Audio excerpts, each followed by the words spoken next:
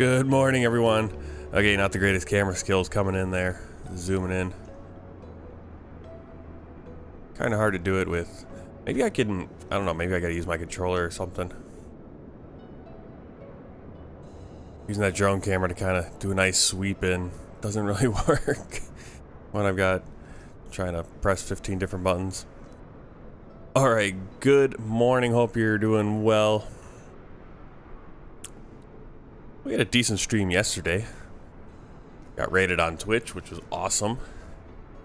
But today, here we are. Sup for you, welcome. Hey, first one in. 701 is 702 now.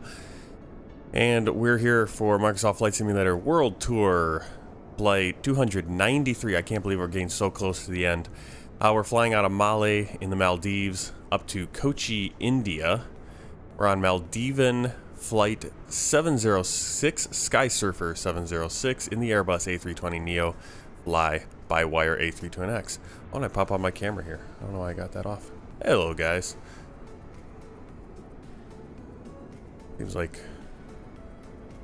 yeah, there we go.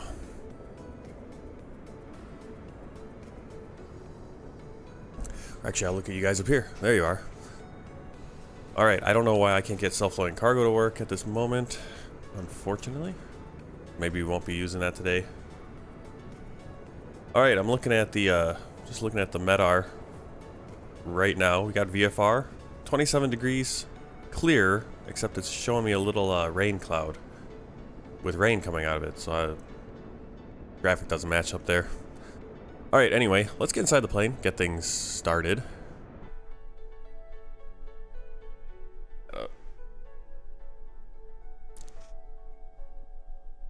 Turn that up so I can hear. Maybe I need to start wearing a headset at some point. Alright, let's let the co-pilot do their thing.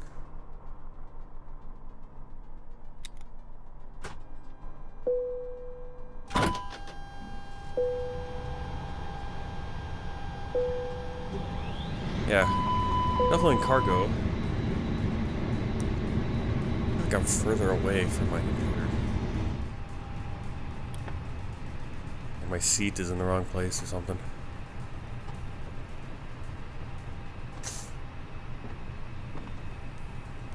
Yeah, self-loading cargo doesn't wanna...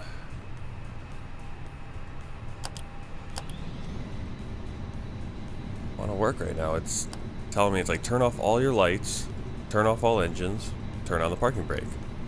Parking brake's on, engines are off, lights are off, but it doesn't recognize it. Alright, well. Okay, I'm out for the walk around.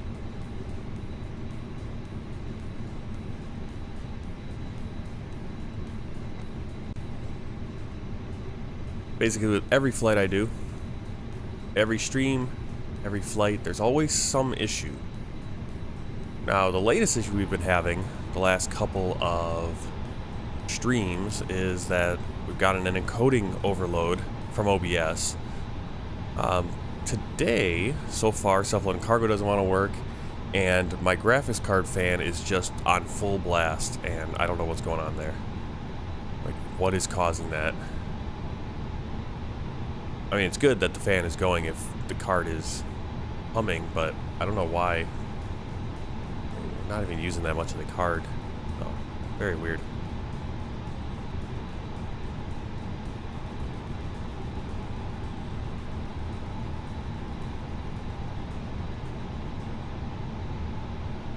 Alright, let's see if we can get self-loading cargo to go so they can start loading. I love... yeah, I don't know what's going on. Cold and dark required. Was cold and dark. Okay, so self-loading cargo is not going to work today. Cool. What I like about self-loading cargo, the main thing I like about it is that it tells me my takeoff and landing times in sim time, so I don't have to pay attention to that. But for some reason it doesn't want to work. And we'll see what happens if it pops up eventually. Wasting too much time on it. Hopefully GSX works to give us a pushback. Otherwise we'll be in real trouble. Alright, just turn up the glare, or turn up the lights so I can See what I'm doing.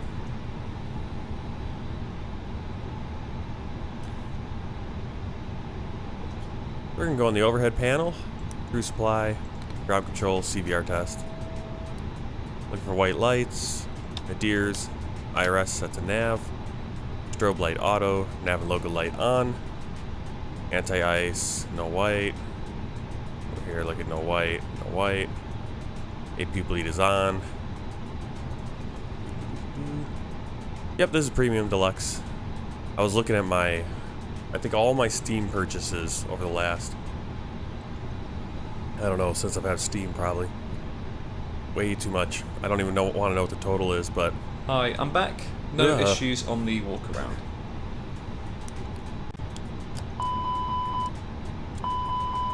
But yeah, I saw like, it was like $126 I spent on Microsoft Flight Simulator for the Deluxe. Crazy. Radio panel on, green lights off on the cell or the nav. I believe we are ready to go with the FMS. Yep. Alright, so... self-flying cargo doesn't want to work. That sucks. Not sure why. I could use like Pack X, but I don't have it. It doesn't really help me for what I wanted. So whatever. Just want to have all those sound effects and stuff. Okay, so we got the air rack. We got the Leap 1 A26. I think I have the wrong. I'm not using that calculator anyway. Init page. Pull it in from Sim Brief. And we'll bring up the panel. Alright, so we got Victor Romeo Mike to Victor Oscar Charlie India. Alternate is Victor Oscar Bravo Lima, which is Pampa Gauda International Airport. Hi, the security and safety checks are all done. And that one's Are we a good to pretty start boarding? 3,000 feet up, so a big difference from the coast.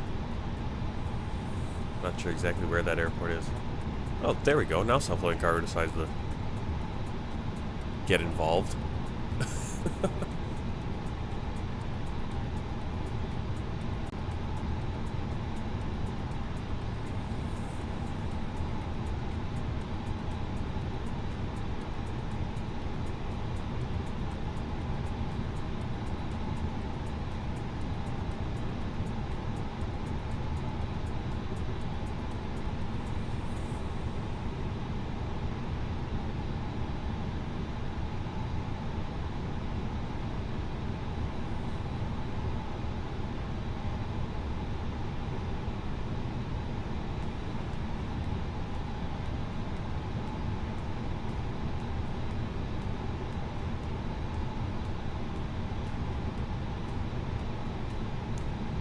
Passage is going to start boarding soon.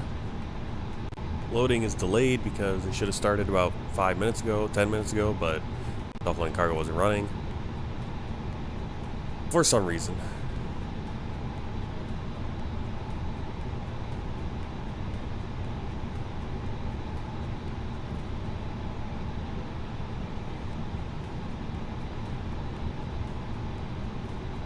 Alright, let's keep going on here.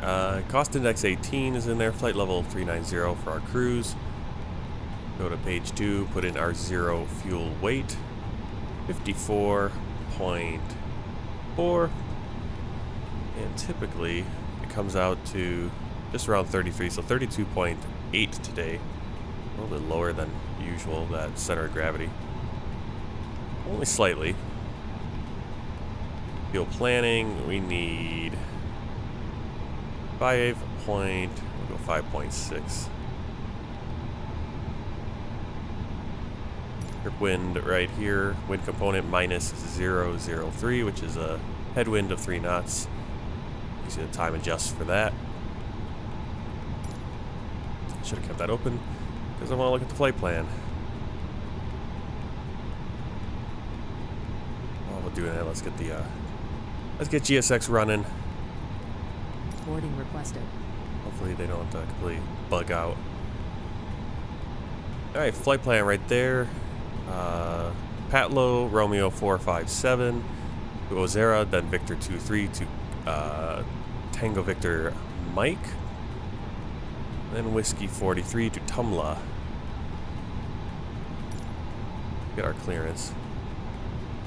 Mal Brown, SKYSURFER 706, Gate 3 Alpha, request clearance to Cochin with information Kilo. SKYSURFER 706, cleared to Cochin via Pat 1 Alpha, departure runway 36, initial climb 8000, then as filed, squawk 6553. Passengers Cleared bus to is Cochin coming. via Battle 1 Alpha, departure runway 36, initial climb 8000, then as filed, squawk 6553, SKYSURFER 706. SKYSURFER 706, read back correct, report when ready. Will report when ready, SKYSURFER 706.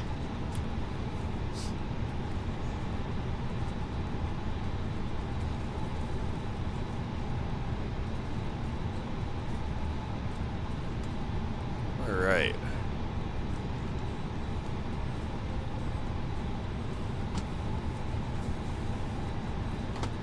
Let's go here and see if we got any.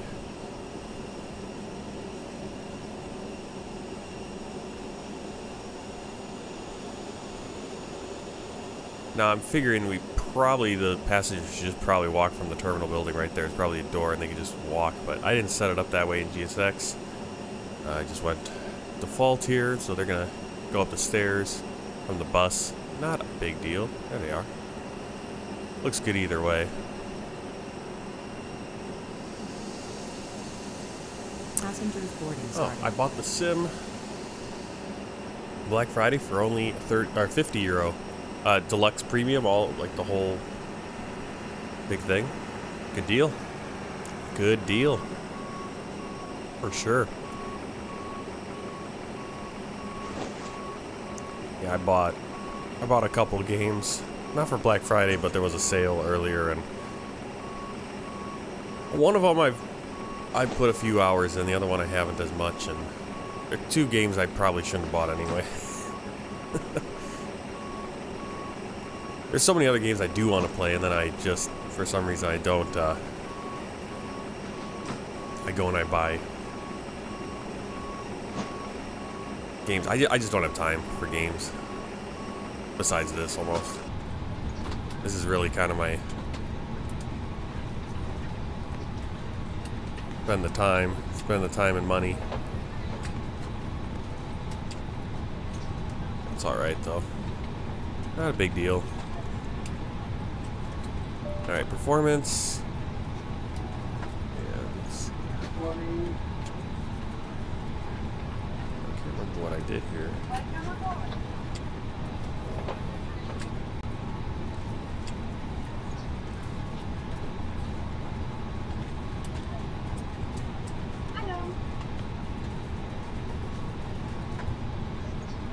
Oh, there we go. I did set it up that it would do that.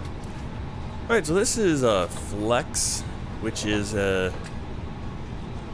calculator specifically for like the Airbus family, the A320, 319, 321. A little bit different than the other one, the VAS airplane calculator, which is kind of for more than just this one. More than just the Airbus. What do we got for takeoff weight? 59. Golf 145, taxi to gate 3 Bravo, via Delta 4, Charlie, Bravo 7, Passengers Delta. bus is Probably coming. start fueling. Center of gravity, what do we have? We got 32.7. Flaps are going to 1 plus F. Let's turn down radio. Too loud right now. And runway conditions dry. Anti-ice off. Packs on. Calculate. You can see that's where we should be taking off. Otherwise we're in trouble. What I like about this calculator, it does give us that trim setting, that 0 right there, that 0.3 down. Obviously, if you don't use the calculator, you can always just put in like 0.0 or 0.1 up, 0.1 down. You should be alright. I mean, it's not that crazy. In fact, what you can do Because the flight computer here will not give you anything automatically unless you put in a trim setting. So if I were to just put in the flaps but not the trim, I wouldn't be able to just go like this. You can just click and it'll give you a V speed. Now you can see on the plane, it's giving us a little bit higher V speed. 127, 128, 132 versus 120 right there for that V1. So plane, this FMS is like, hey, just go all the way up to that rotate speed and you'll be fine. V1 is the highest speed you can go and still abort your takeoff and stop. Basically, it's saying, hey, just go all the way up. It's going to be near your rotate speed. A little risky. A transition altitude 11,000. We'll just keep the thrust reduction the same. Flex takeoff temperature 74. That actually might change things here. Surprisingly, it doesn't change anything there. That's weird. Okay. Calculator gone. Passengers. That's the second bus, so they should be all on. It should have been fueling already. Doesn't take too long, 2 minutes. Payload looks like everyone is just about on board. There they are. 108 passengers, not super full flight today.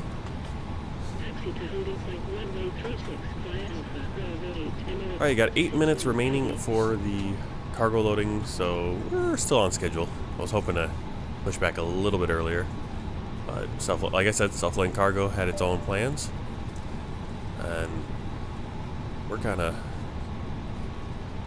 almost finished up here.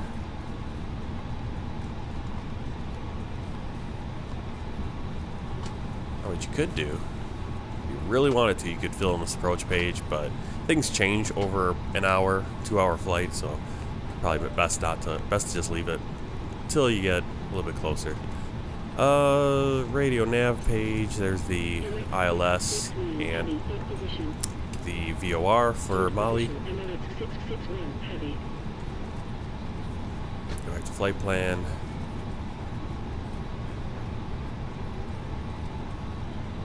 Alright. We're good in the FMS. Check the box. Okay.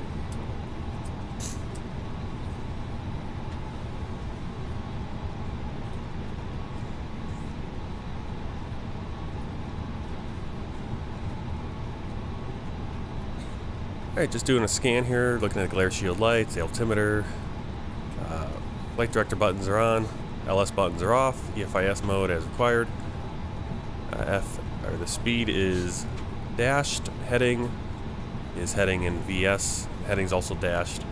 Selected altitude is our cleared. Aircraft is fueled. Alright, standby instrument is set and checked. Audio control panel checked.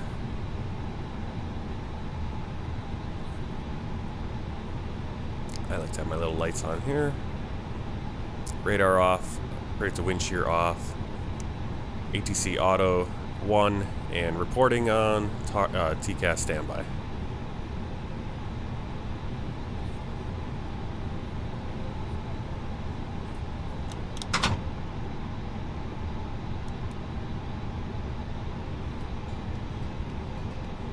Thrust levers idle, engine master switch is off, ignition normal, flaps and ground spoilers retracted. You just check the box. I got the video on right there. Unfortunately, it doesn't actually show people coming on and anything in there. It's pretty cool that it's there. Okay, so they've closed the doors. Passengers are all on board. We're just waiting. Alright, so for you, no problem yet. We're just getting things started. Hopefully we'll be back for the takeoff. Hopefully the stream doesn't crash. Alright, takeoff briefing. Let's go into the charts, get an idea of what things are going to look like.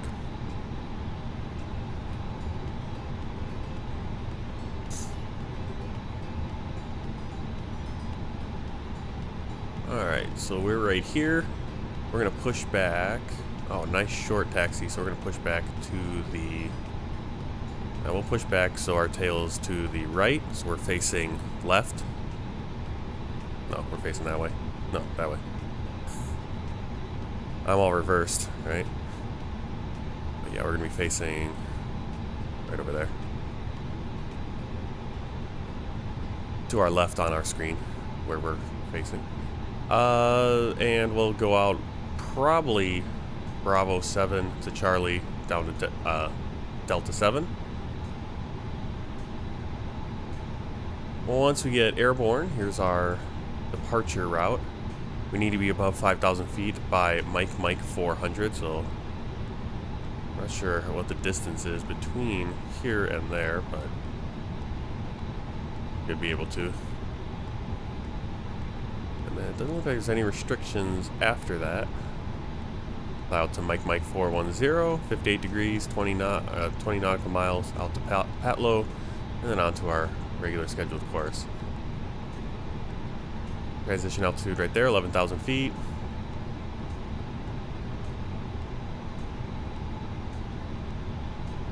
I actually could be looking at this one, it would look like I'm looking the right way.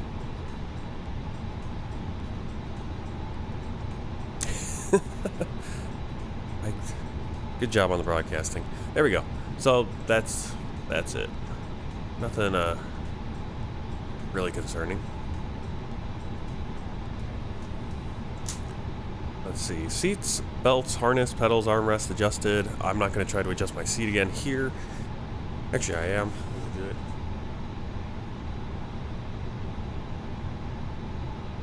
Get a little higher. Now my head's cut off.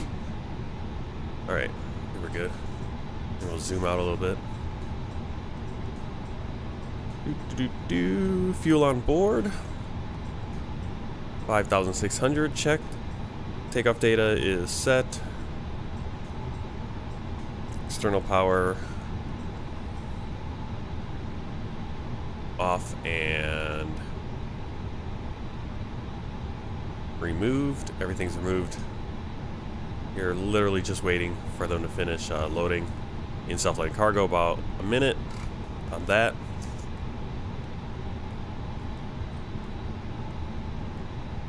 Before start checklist. Cockpit prep. Completed. Completed. Gear pins and covers. Removed. Signs. On and auto. ADAs. Nav. Fuel quantity. 5,600 kilograms. Takeoff data. Set. Baro ref. 1008 set. 1008 set. Down to the line.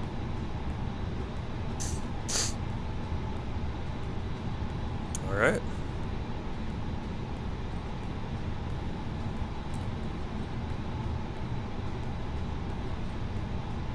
All right, windows and doors are closed. Slides.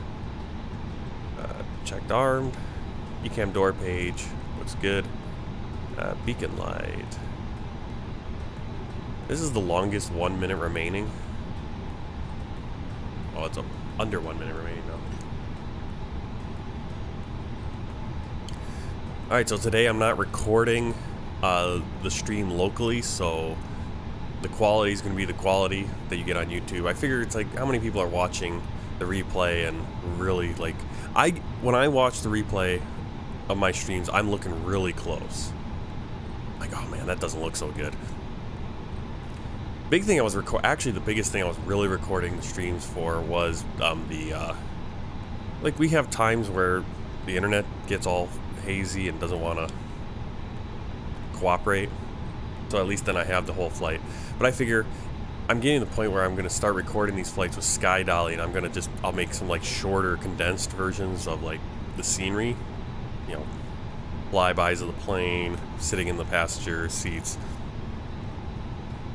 So, I figure if I have a bad stream where I just put out one of those shorter videos for you guys to watch. Alright, beacon light on. But hopefully we don't run into any encoding issues today, because I'm not recording with OBS, I'm just streaming with it, so it could be better. We'll see.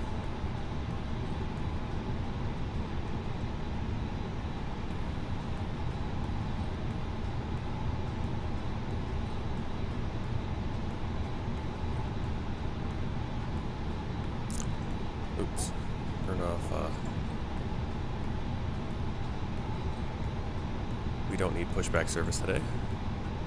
From Self-Link Cargo, at least. Mal Brown, SkySurfer 706. Request pushback and startup.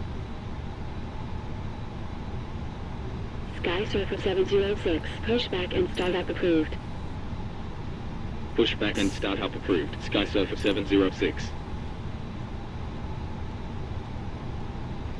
Another good reason to record my stream in the background locally. Hello, Captain. We are ready for pushback. That's wild. Is if we have and what I'll probably do is I'll probably do it with Twitch streams, because on my Twitch streams I kind of want to play some other music that can't really play and have on videos. Whereas this is like I'm using copyright free music, but it's kind of like with that for that, you know, or cutting out things, but it's not a big deal. Not a big deal. All right, so we got they're coming set up. Let's see here. Below the line.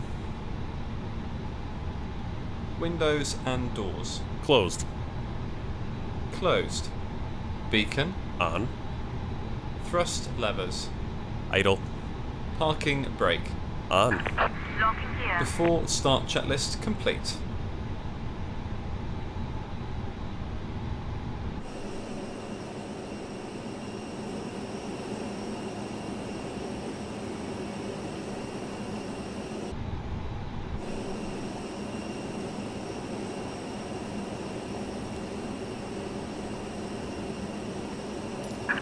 Release parking brakes, please.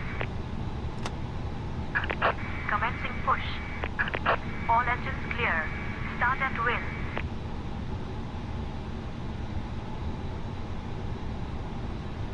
All right.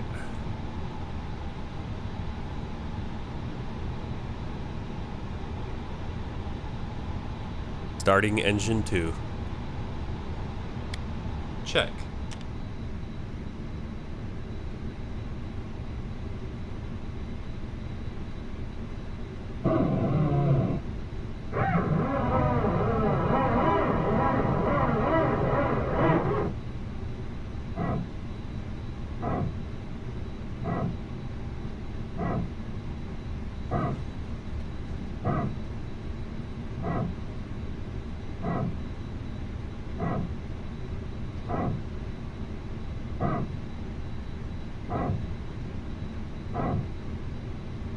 Oh, you know what I did? I always do this. We have to actually turn the fuel pumps on. I actually have to do that. There we go.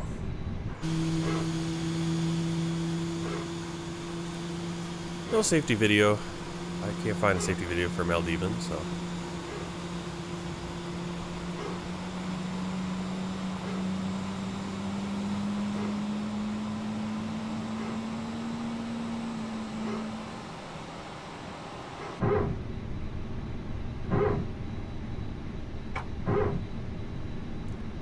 I've seen that one. Wing anti-ice? Please set Why are parking the brakes. anti-ice all on? Tell me you just turn those back on. Oh.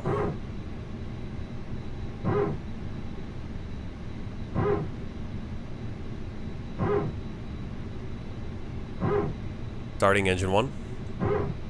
Check.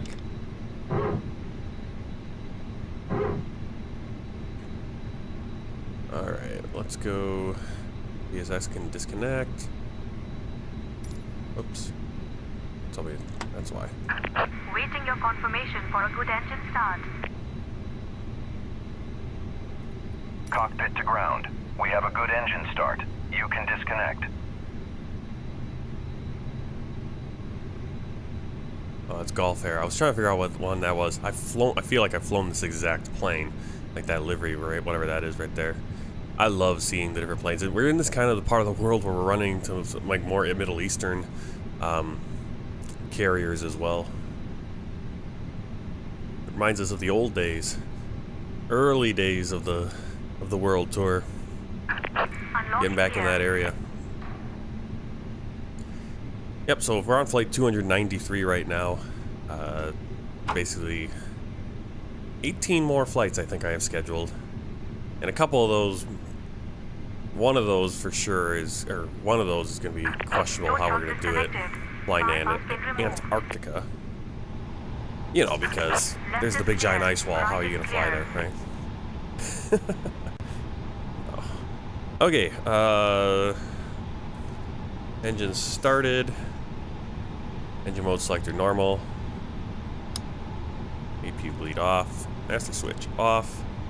Anti-ice not needed. Ground spoilers has been armed. It's got the trim there. ECAM, we got no reminders. We go to status page, clear. After start checklist.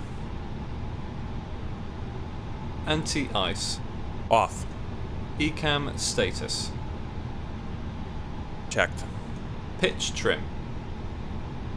Set and checked. Rudder trim. 0. After start checklist complete. Flight control check. Ready. Full up. Full down. Neutral. Full left. Full right. Neutral. Rudder. Full left. Full right. Neutral. Full up. Full down. Neutral. Full left. Full right. Neutral.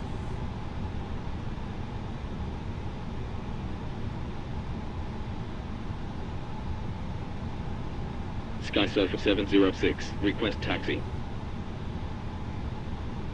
SkySurfer 706, taxi to holding point 136, via Alpha, Bravo 8, Delta 7. Taxi to holding point runway 36, via Alpha, Bravo 8, Delta 7, SkySurfer 706.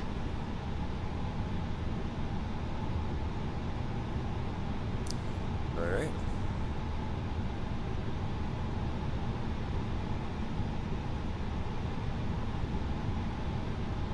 Clear left side.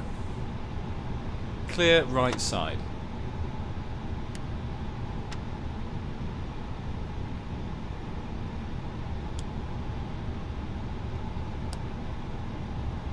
Brake check.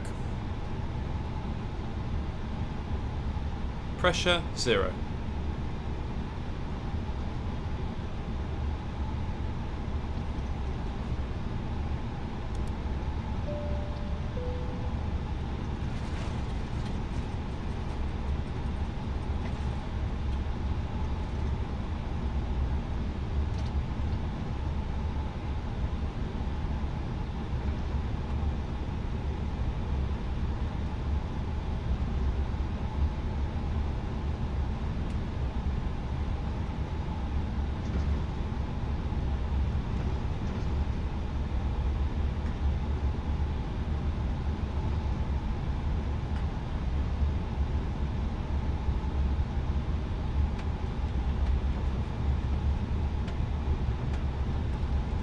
Before takeoff checklist.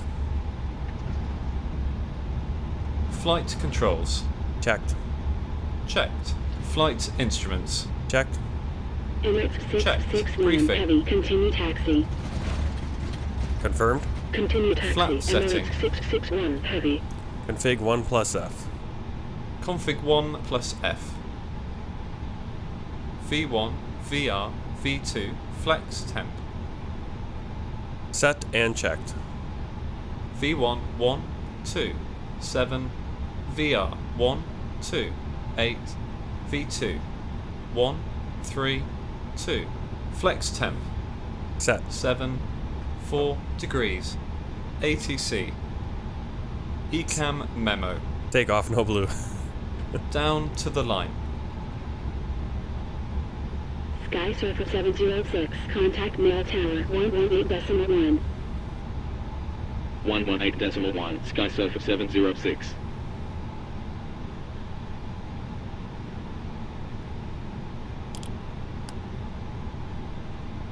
Mal Tower, SkySurfer 706, runway 36, ready for departure. SkySurfer Approach 706, path, clear line of up traffic. runway 36. Line up runway 36, SkySurfer 706. Below the line. Approaching. Takeoff runway. 3-6. 3-6 confirmed. Cabin crew. Advised. TCAS. TARA. Engine mode selector. Normal. PAX. On. Before takeoff checklist complete.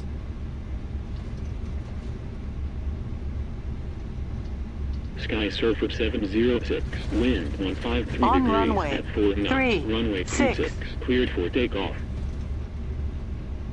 Runway 36, cleared for takeoff. SkySurfer 706. Ready? Ready. Take off. Check.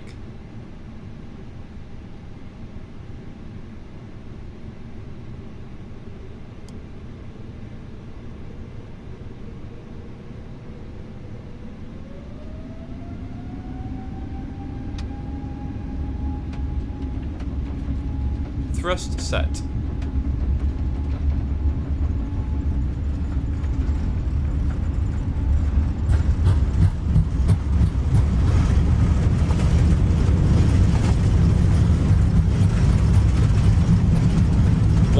knots.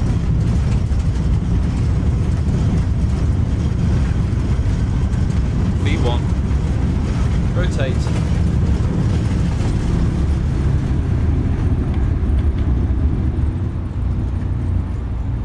Positive climb. Gear up.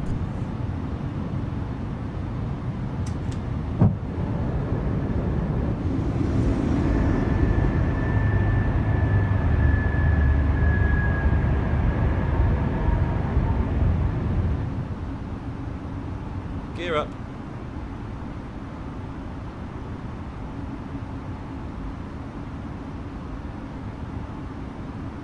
Autopilot 1 on.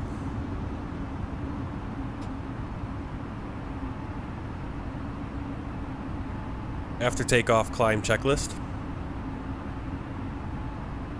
Landing gear. Up. Flaps. SkySurfer 706, contact mail approach 119.7. 1 plus F. Pax are on. 119.7, SkySurfer 706. Remaining at 1. Pax On. Main tower, down MSFS to the line. 661. Mal approach, SkySurfer 706, Battle 1 Alpha, departure at 2,400, climbing 8,000.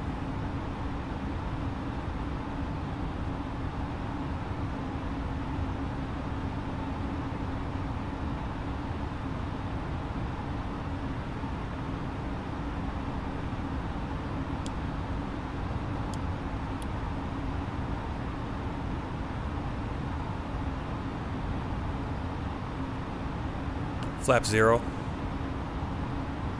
Speed checked.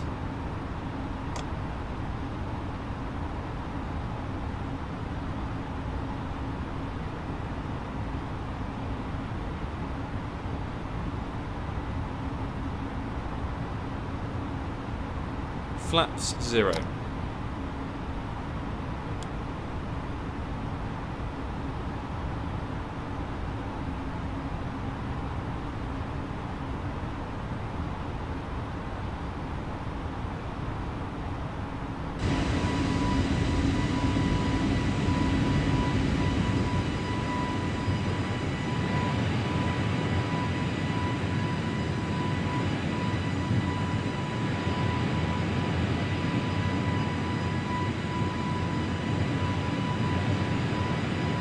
Right. In the air, on our way. About an hour and a half for the flight. When it's all said and done, I would think.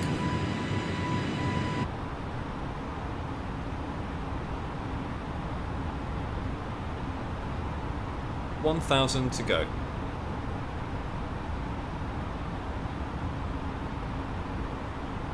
Right, we called them. They didn't respond either. That's weird. We called 119.7, that's Malé approach and center. We called them, let them know we were climbing to 8,000, and they didn't respond. Hopefully FS HUD ATC hasn't crapped out too. Programs like to do that, they just like to kind of go in and out.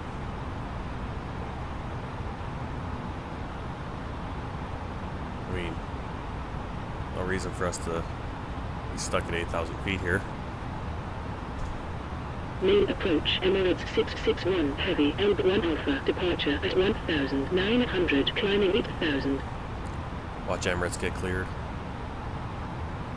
Emirates 661 Heavy, radar contact, continue climb 8,000, QNH 1010. Continue climb 8,000, Emirates 661 Heavy.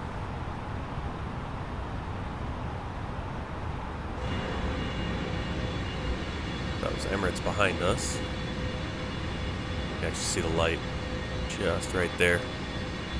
Just see him.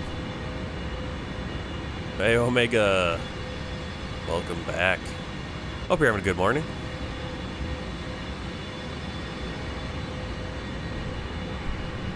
Doing all right over here. As always, streaming to Twitch and YouTube. Find me on Twitch, Martin_Wenzel, I believe. No, it's just Martin Wenzel. Capital M, capital W, all mashed together.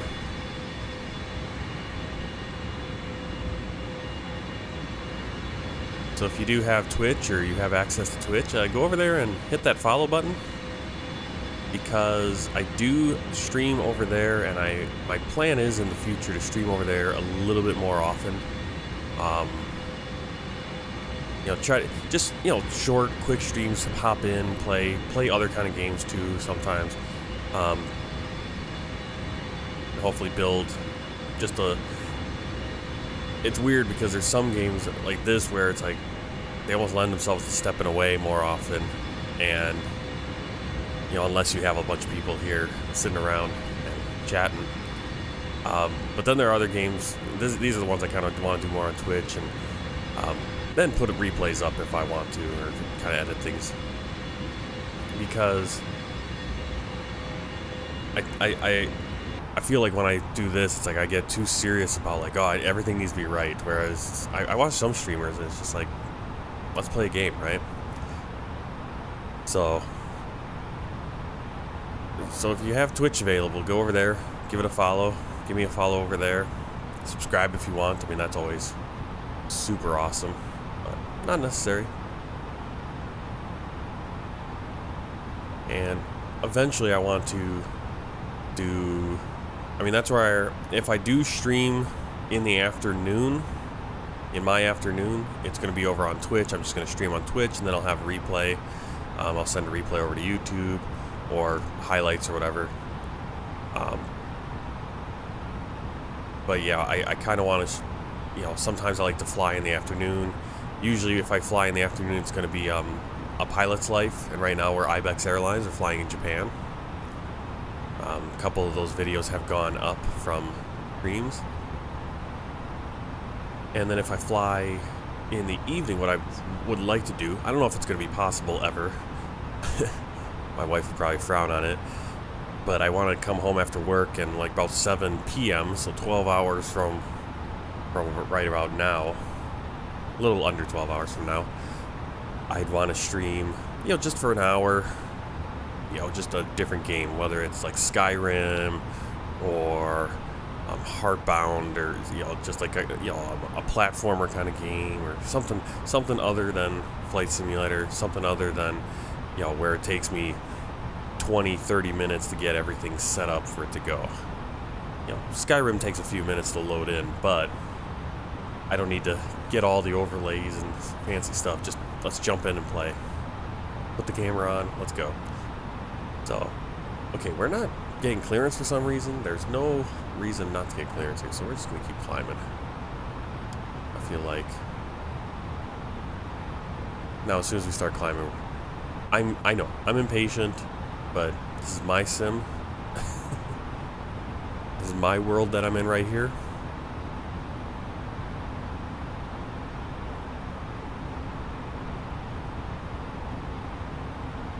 Now I'm looking forward to, so right now I'm using FS HUD ATC.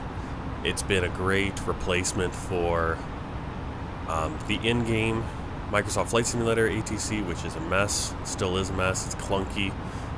You have to always pull up the menu here. I love having it because you see my mouse up here. Well, I'm interacting right now with FS HUD ATC. Same thing over here. I've got a FS Crew over here. You guys can't see it because I can just say, hey, just show me Microsoft Flight Simulator. I don't want all the clutter. There's a lot of extra stuff on my screen right now.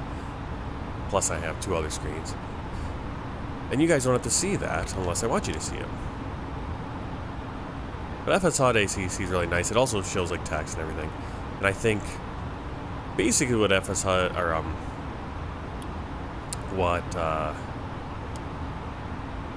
is it called? Beyond ATC they're working on, and hopefully it comes out this next year, early next year I hope, is basically what FS HUD ATC does, but with better voices and better logic, better AI. Just that much more accurate to where, and I know there's a lot of people like, well, if you want accurate ATC, just go on VATSIM. Yeah, VATSIM is great for that. There's no one on VATSIM right now in the Maldives or in India. And it's also a little bit more intense on VATSIM because there are other real people and there's lots of rules and stuff. Whereas I just want to do a flight, throw on Beyond ATC. I can communicate via voice with ATC, with Beyond ATC. I can't do that with FS HUD ATC or Microsoft Flight Simulator's ATC, but I can with Beyond ATC. So that's going to be really cool. I can throw that on, do it, and if I get to a point where I have to step away, guess what? Doesn't matter. I can turn it on auto mode, just have the co-pilot talk, and it's cool. Can't do that with VATSIM. Again, VATSIM is a great thing. I love it. You know, when I do fly on it, it's really fun. Stressful, but fun. When you get done with it, you're like, you know what, that was kind of fun. I want to do it again. And you forget all the, you forget all the times, like, what did he say? I can't understand. I'm terrible at listening, so. All right, we just, let's do this. Below the line.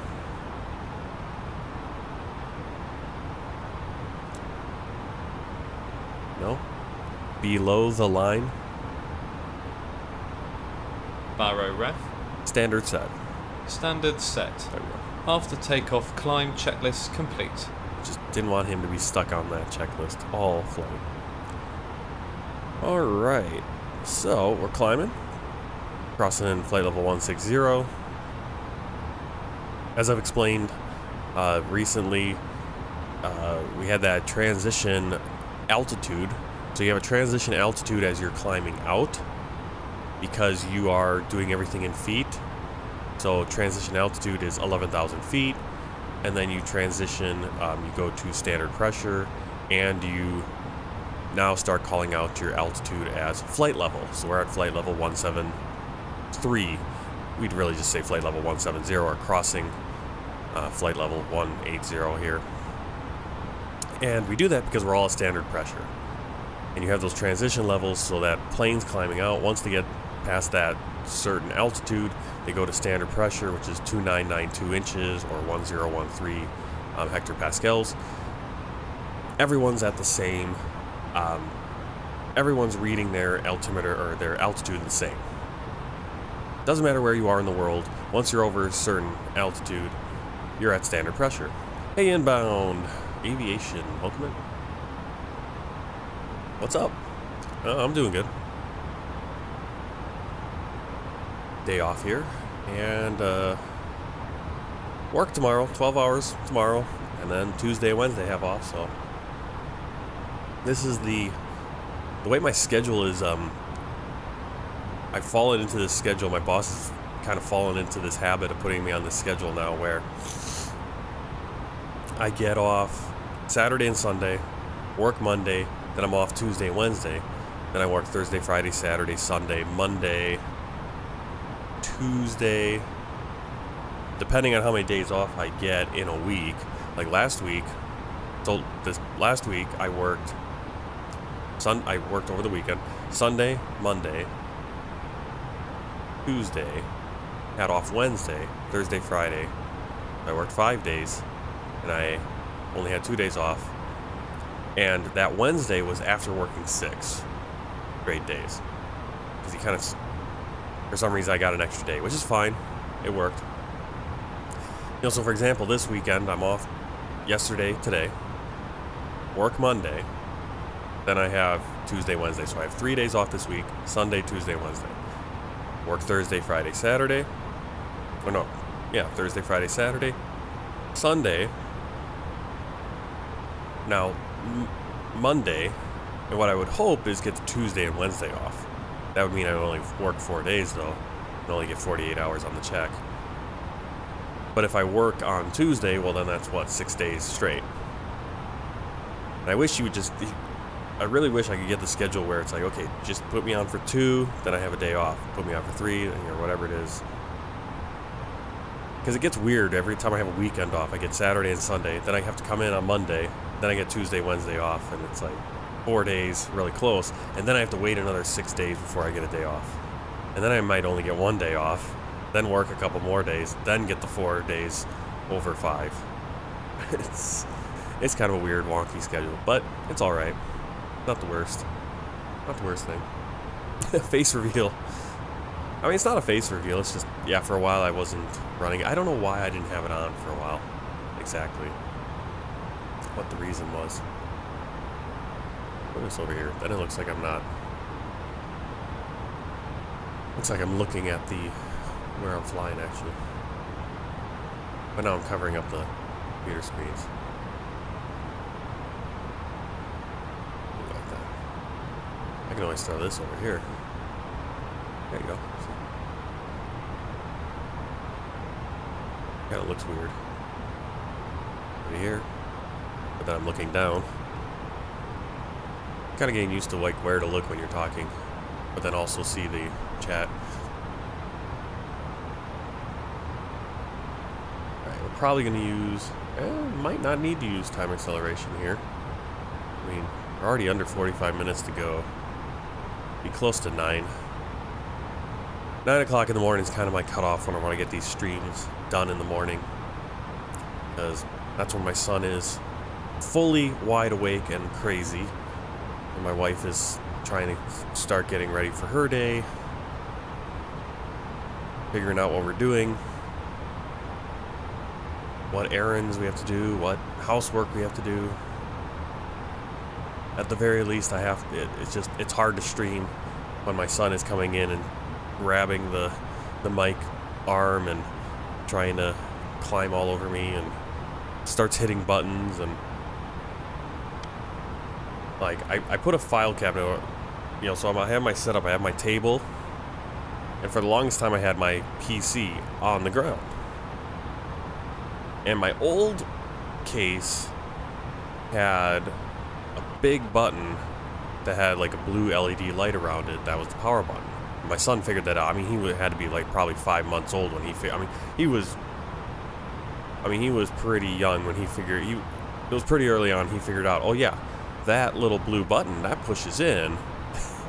Now, I don't think he ever figured out that it's like, yeah, when you push that blue button in, it really makes Dad angry because you've just shut off his computer in the middle of a stream or whatever I was doing.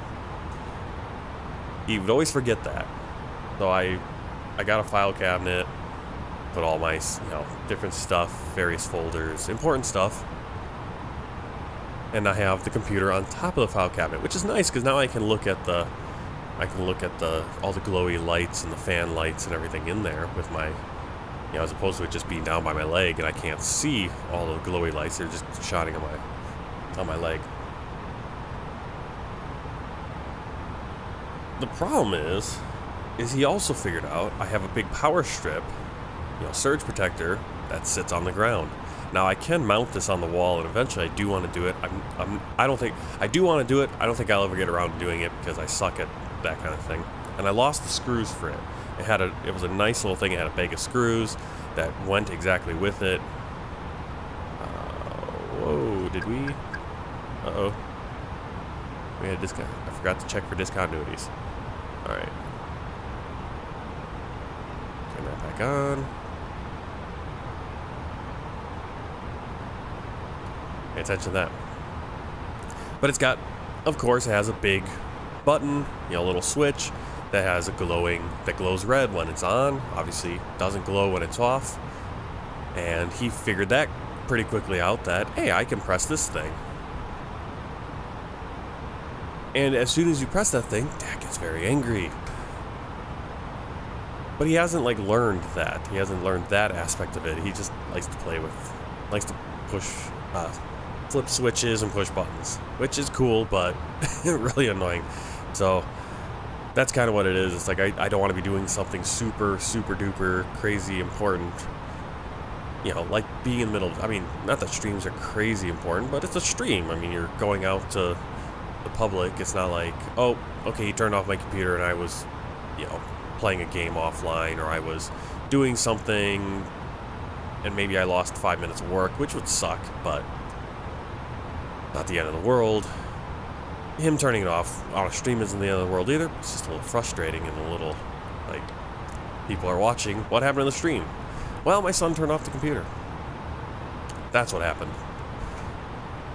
So that's why I try to get done by 9 o'clock, just to be able to... The problem is that usually coming up on that 9 o'clock, everyone's already stirring, and it's actually, right now, if everyone is awake and wanted me to pull me away from flying right now, it wouldn't be a big deal. I mean, I'd have to get back in probably 10, 15... I mean, that's crazy how quick this flight is. I thought it was going to be a little bit longer. Because probably in the next 10 minutes we're going to have to start kind of briefing our approach, which is actually pretty nice. Hopefully ATC is alive. I'm going to reset the ATC. Maybe it kind of froze up. SKYSURFER 706, radar contact. Climb and maintain flight level 390. It didn't talk to... It got stuck on the... Flight level 390. SKYSURFER 706. It got stuck with that instruction. Climb to 8,000 feet. It did the same thing with Emirates. Never gave Emirates anything else. It hasn't talked since then. It did completely hang up because it did talk to Emirates. It just got stuck on that instruction. Okay, climb to 8,000 feet, and then it didn't know what to do after that. For either us or Emirates. It was like, do your own thing, I guess. Yeah, but what happens is, right around 9 o'clock, everyone starts stirring. The stream is winding down, but that's when I'm trying to land. Trying to taxi to the gate. These are things I can't just do with autopilot, right? Can't just taxi the gate with the autopilot. Okay, let's shut things down. Let's get the passengers off. Let's review the flight. Let's show off the map. All that good stuff. And let's say goodbye, get the music going, end the stream. Busiest part, and that's when, it's crazy, so.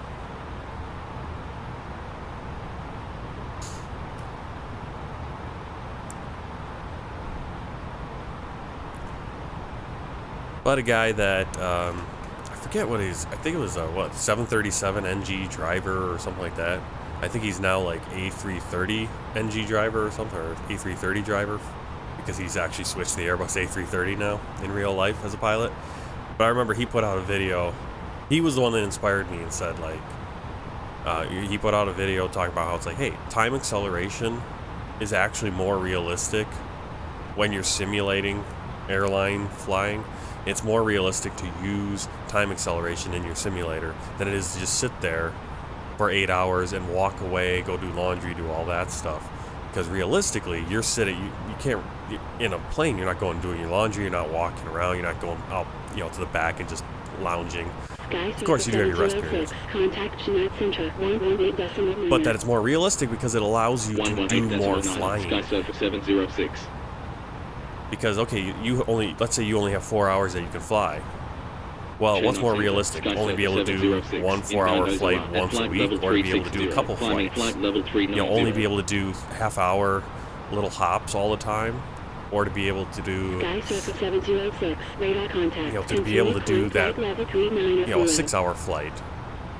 you know, Continue with different climb flight weight, level because a 390, 6-hour flight's gonna have different weight than a 706. half-an-hour flight or whatever it is. Be able to do a long haul every once in a while, which presents its own little things in terms of weight on takeoff and stuff like that. Because I never used, I always thought time acceleration was kind of cheating, or it was, I always liked it. I mean, I don't know, I probably did 400 flights, never used time acceleration once. Now I use it all the time. Because why not? I mean, right now, especially when we're flying over the water, there's nothing to see. I mean, nothing to see where it's like, oh, I'm going 2 times speed or 4 times speed, I'm missing something.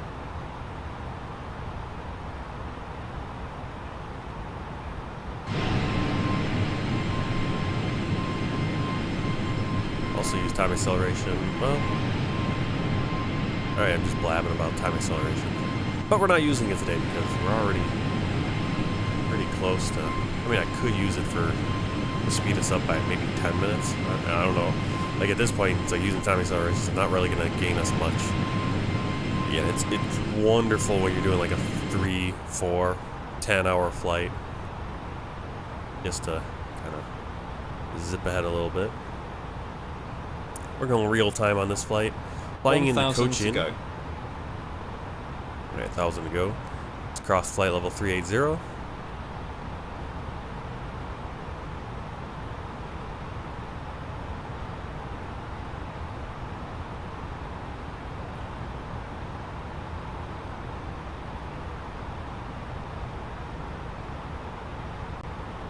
Trying to figure out why.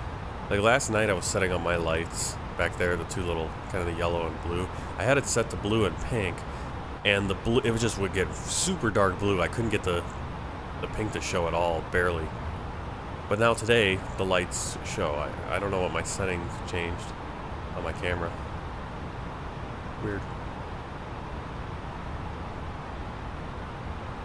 I actually think that might be pink. That might not even be a blue light, now that I'm looking at it.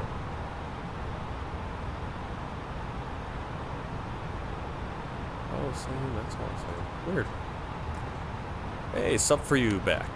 We are kind of flying into some clouds. We're just above the cloud layer, it looks like, at flight level 390.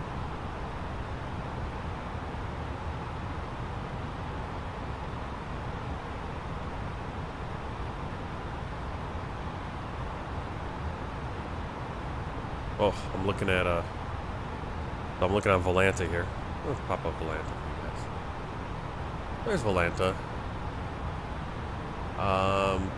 Yeah, I got a couple planes following me from Malé. Lucas Winter, he's headed up to where is it? Mumbai, way up there.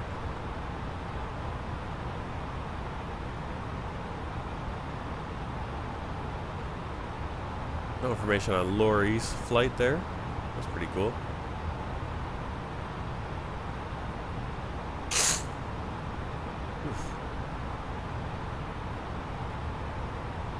Is the wind strong? Let's see what we got. 99 degrees, 16 knots. Not strong at all. I've seen it 150. I've been up here 150 knots sometimes. It's insane. It seems like the U.S., the wind in the U.S., I don't know if it's just because they have more information, so you do get more winds, or I don't know what it is, but it seems like whenever I like load in a flight in the U.S., it's like you'll come in and it's just wind whipping around at the airport. It's weird. Whereas the rest of the world, I just never noticed that, unless there's actually some wind. Okay, so I just showed you the Volanta. We're not going to see those planes because they're not. Obviously, I'm not flying online. They might not be flying online. That's just they're flying on Volanta. They're being tracked on Volanta. The only planes we'll see are other traffic, AI traffic being controlled by FSI ATC. Fairly live traffic, traffic that was injected live So if there are any flights flying in this area, we might run into them. Finec YT222, thanks for the follow. Thank you. Oh, he doesn't go over my camera. I need to move my, that's not right. Oh, you know why? Because it's all my alerts are on. That's alright, whatever. Oh, okay. Thank you for the follow over there on Twitch. Awesome. Yep. Yeah, so I'll be streaming on Twitch occasionally. I don't have a set schedule yet. I would like to at some point. Like I said, stream like 7, you know. So I start these streams, I start 7 in the morning. So 1300 Zulu. So my goal at some point is to once or twice, maybe 3 times a week, stream after work, 7 o'clock in the evening, which is would be 1 a.m. Zulu time, Universal time. So figure that out. As I said, streaming, you know, just streaming other kinds of games. I got so many different games. Maybe some Dark Forces, some Jedi Knight. I got a lot of Star Wars games I could stream. So many little games that it's like you can just hop in for an hour, hopefully, and play them. Hop in, hop out.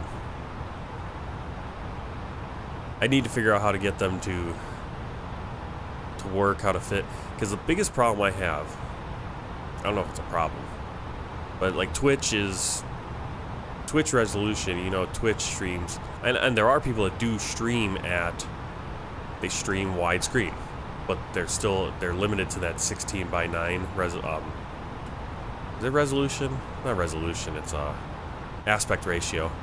Twitch only has the 16:9 aspect ratio. Obviously here on YouTube I'm streaming in that now. I used to stream in like 2:1 on YouTube. It was a weird aspect ratio.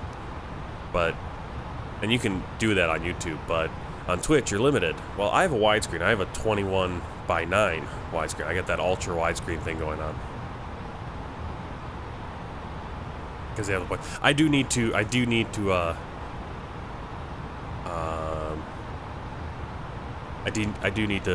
update my point stuff and different things and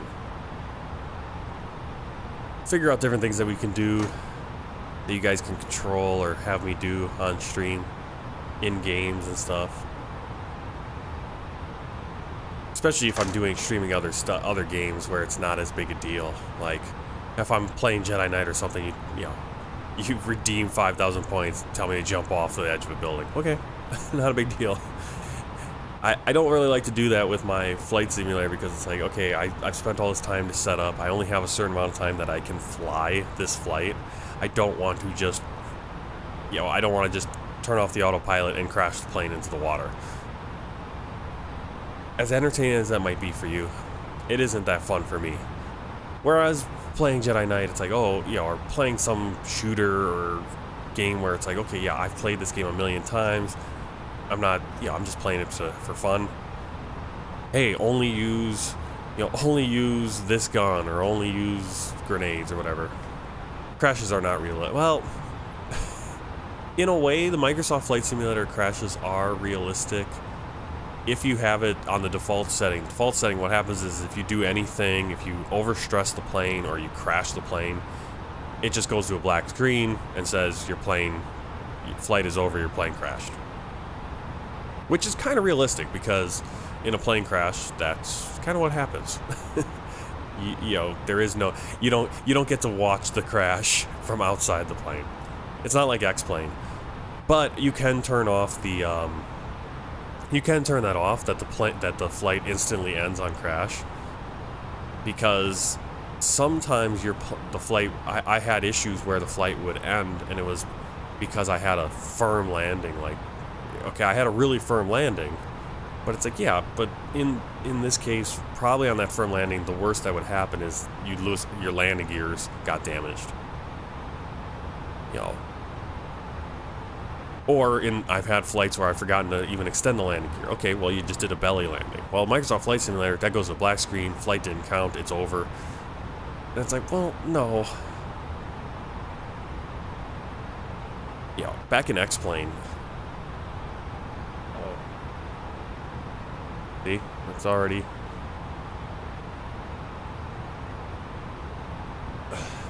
See, there he is.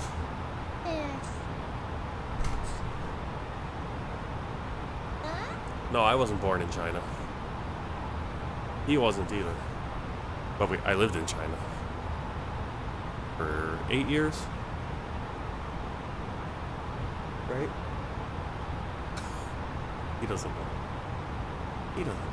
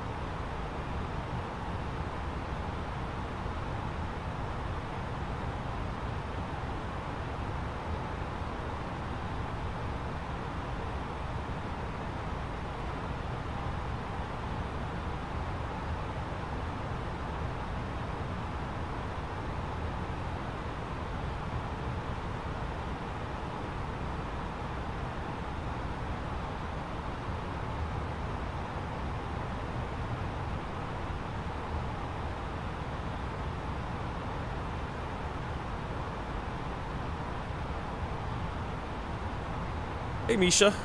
Misha? I always forget it. I told you I wouldn't remember. Misha.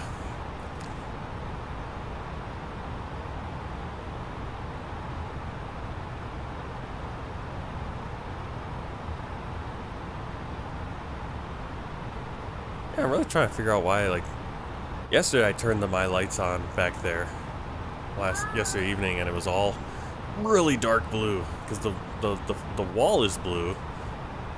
Maybe the yellow light makes it work.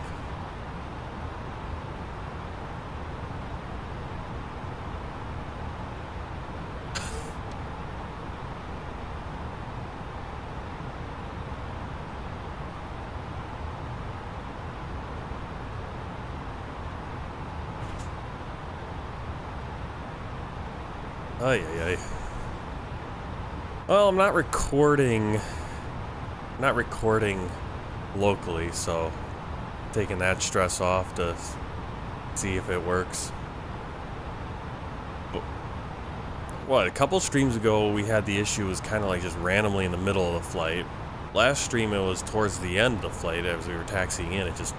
So it's like weird, like something just starts spiking. So we'll see what happens today. That's what it is. It just seems to spike. Like right now, if I look at my little stats on the bottom of OBS, it's saying CPU 2.5%. So whenever we run into those issues where it starts spiking, it gets up into like 7 to 8%. Now, I don't know why that matters, because it feels like I have a lot of if I look at my whole computer, like typically, like right now I'm around, between 45 and 55, 60% CPU usage. Now, granted, it did spike a little bit and got up to 80, and that's when also in OBS it was like at 3%. So I have no idea how any of these numbers work. I feel like they're all just fictional little numbers that don't mean anything. So, but yeah, so far so good. I figured I put up 2 of my videos. I put up the video that I just made yesterday of Flight 291. I think I did edit out a section of it because that was where we had that internet disconnect issue where the scenery got bad, and I then went into the menu and it took forever, so I cut that out, uploaded it to YouTube. I put it side by side on my screens, the live and the recorded version uploaded to YouTube, and I couldn't really tell the difference. And so I was like, is it really worth recording recording things locally? I don't know, not really. Now I might record when I'm just streaming on Twitch alone, I might record those locally. That way I have it and I can just edit those right there as opposed to having to download the Twitch stream, then edit. But we'll see. I figure also if I have... The main reason I started recording the streams locally was so that if I had any issues with internet connectivity, which we've had where it's like the stream suddenly just refuses to work. The bitrate just crashes on the stream. Well, now I have no copy of the whole entire thing that doesn't have all that messed up. But I also figured it's like, not a big deal, who cares, right? Expect tunnel arrival. Charlie India 1 ILS Yankee. Alright, we got our arrival here. 27. Report when ready for descent. SkySurfer 706. Let's see. ILS Yankee, runway 27. That's because the winds are the complete opposite of what our planned runway is. What is our arrival? Tumla. And Charlie India 1 ILS Yankee.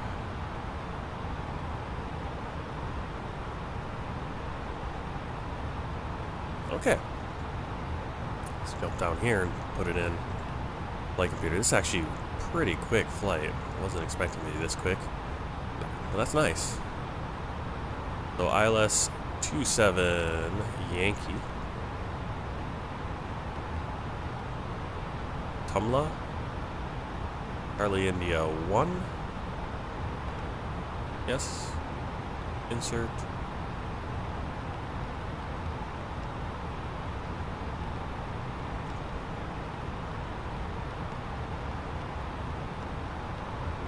alright, that's in there, ready for descent. SkySurfer 706, ready for descent.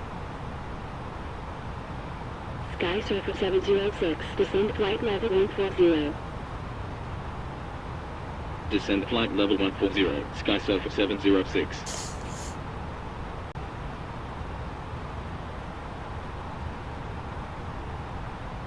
Yeah, this haze, these hazy kind of wispy clouds are beating the crap out of my graphics card right now. Fan has just been blowing like crazy.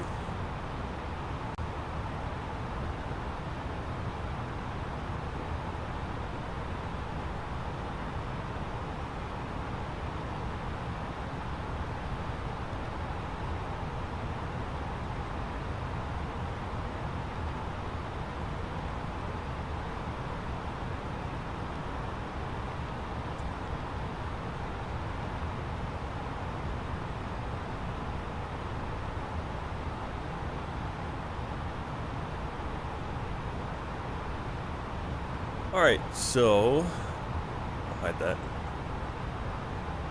Do we have the chart for this?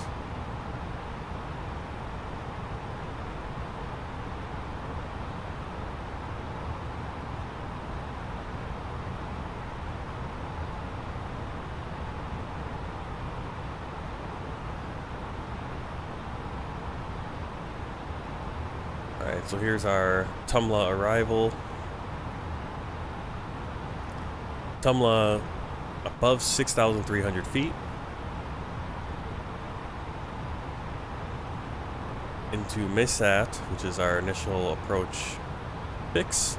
Max speed 220 knots, 5,800 feet is our floor for that spot. Then into the arrival, which is kind of an annoying arrival. Why did they give me that? Why not just go direct to final? But they're gonna have us go into the VOR, then fly out and in.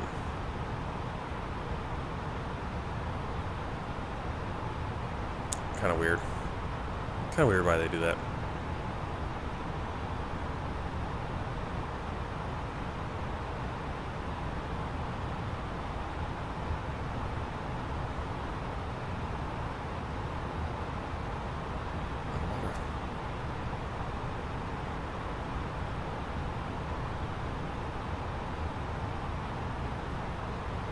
Alright, so localizer is India Charlie India Lima 110.3, final approach 271. Capture glide slope at 1,310 feet, and our minimum is 320 feet. Transition level is by ATC, so probably flight level 110, I'm guessing. Because really transition levels, that's where we come down. Since we're coming out of transition level, going into feet, into altitude, we usually this will be like flight level 130, you know, because there's that difference between the ground pressure and but that's where we go to our ground pressure, local pressure, UNH. Anyway, all right, yep, 3,000 feet it looks like, so we're gonna get to the, I think that's the VOR, or at least this. Okay, yeah, we're not going all the way into the airport. Yeah, it's just a weird approach. Like, why go from here? Why go into this kind of spot on the approach? Because you're literally a few thousand feet, maybe 1,000 or 2 feet above planes approaching, and then you go back out and come in. It's kind of weird.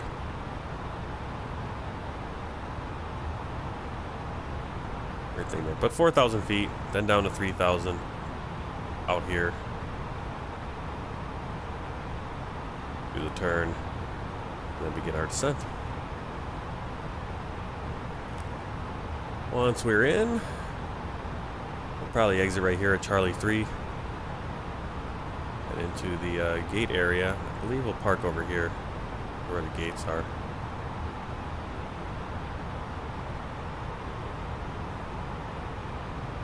Yeah, Terminal 1 and 2.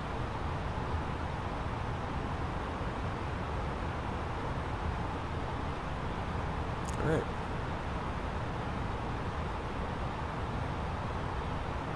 Oh, I see some land. That's going to be Thiruvananthapuram.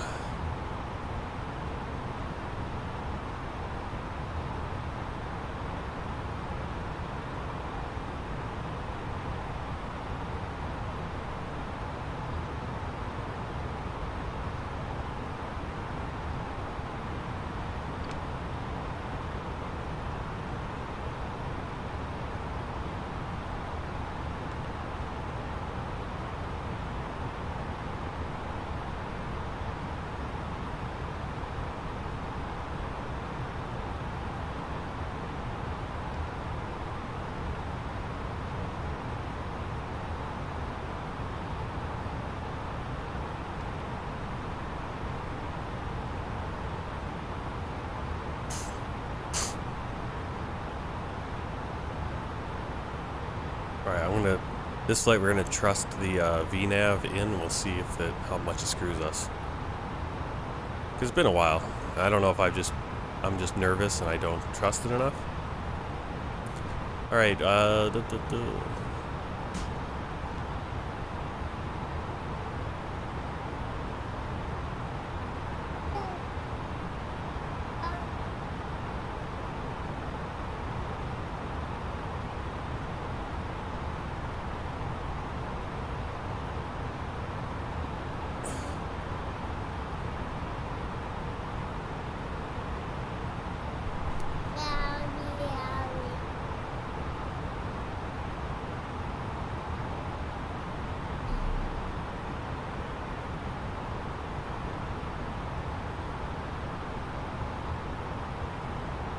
is it? What is it? Yep. Yep.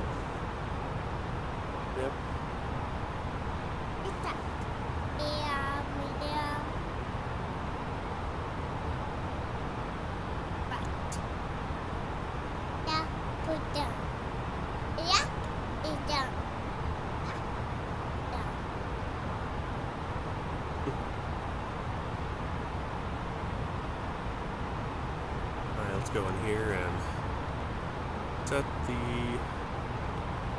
privacy messages. There we go. No ADIS.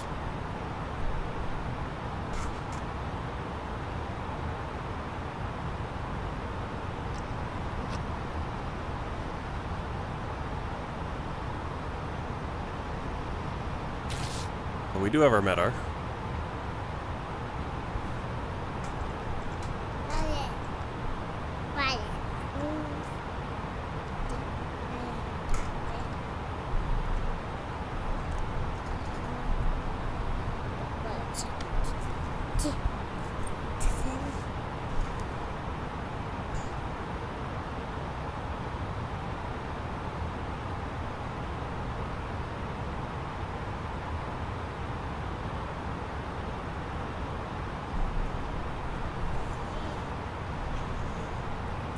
Alright, so we got wind 320 degrees at 3 knots. Let's see, overcast 8,000 feet, 24 degrees. The 24 degree dew point as well. 1010 for our QNH. Transition altitude, there's 12,000, flight level 120. And our minimum was 320 feet. There we go. All filled in for our next phase. ILS, VOR here for Tango Victor Mike, just passed.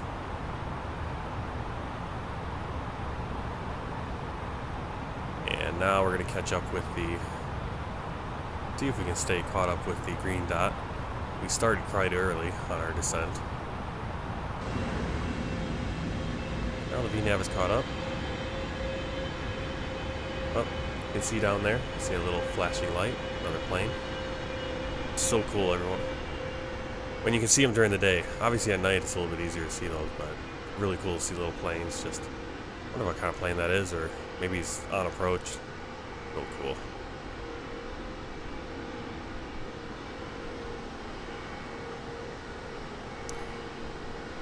And of course we have the beautiful clouds. On that turn there, when I was kind of looking out the window, it made you feel like you were up there, because those clouds, you see, they feel so 3D when they're like that. These are the kinds of clouds I like, where they kind of different levels. Beautiful.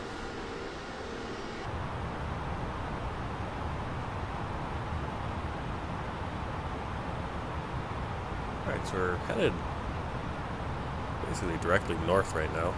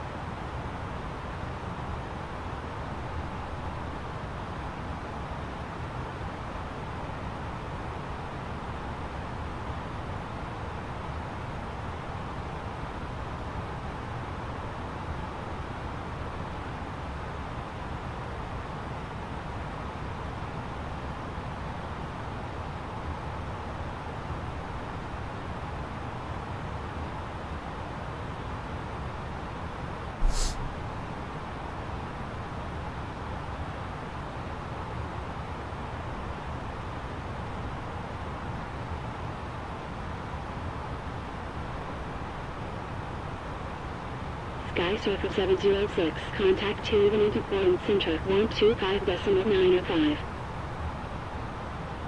125.95. SkySurfer 706.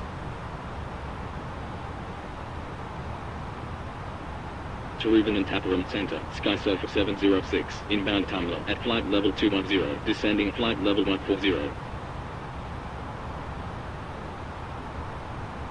SkySurfer 706, radar contact, continue descent flight level 140. Continue descent flight level 140, SkySurfer 706. Cabin crew, prepare for arrival.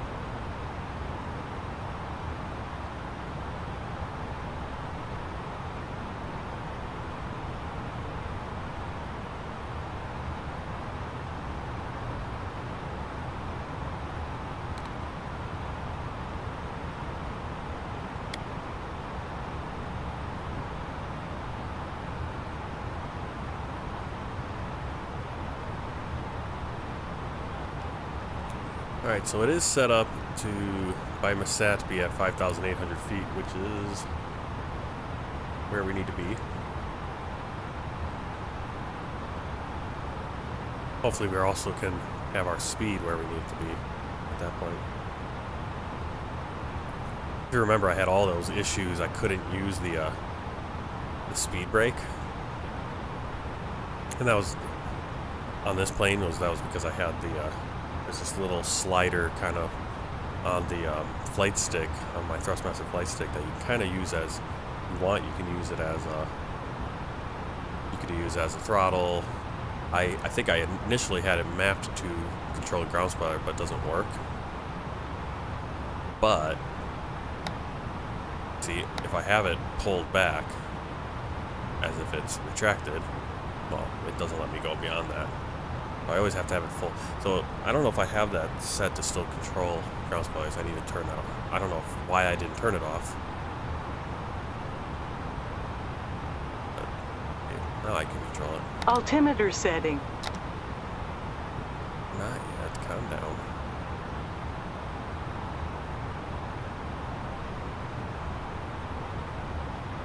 I swore I told change the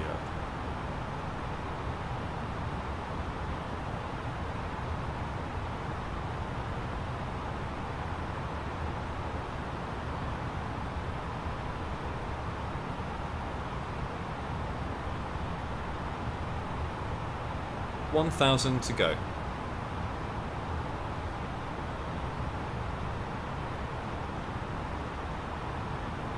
SkySurfer 706, clear tunnel arrival. Contact Mangalore Centra 127.55. Clear tunnel arrival 127.55. SkySurfer 706. Mangalore Center, SkySurfer 706, tunnel arrival at flight level 140. SkySurfer 706, radar contact, maintain flight level 140. Maintain flight level 140, SkySurfer 706.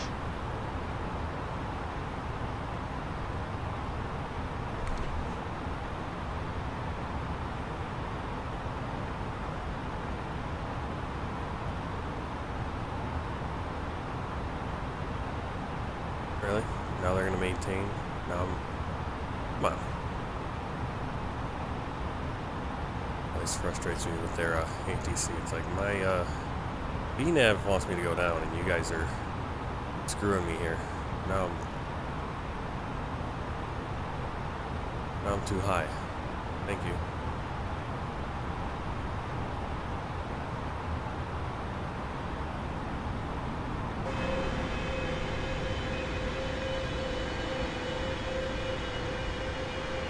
Those Bajan Habashi's trees always look so beautiful.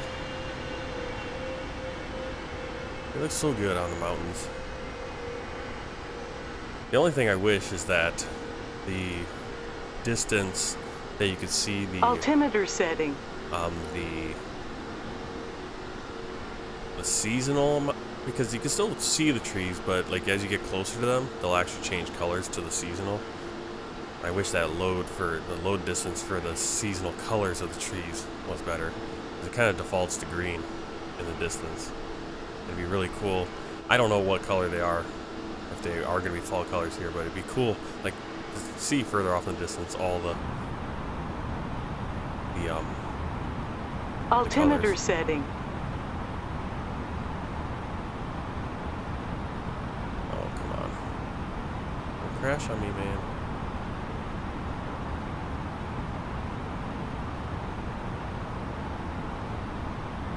Gotta be kidding. Don't do it. There we go. Alright, let's go to... I mean, then it just decided to... What's going on here? Slow the plane down, man. Like how I put the speed brake on and just started nosediving. Blew past the green dot. Now we're speeding.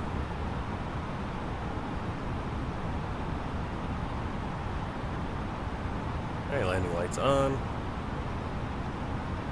Go 5800. Oh, I'd take a screenshot of that right there as we were entering the clouds. But then it froze up on us.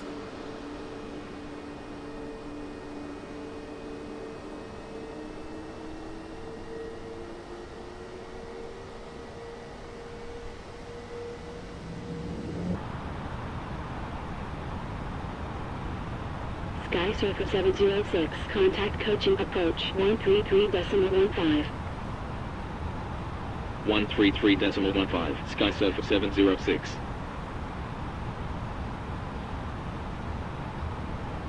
Cochin approach, SkySurfer 706, Tumblr arrival at No, we're not 9,200, climbing flight level 140.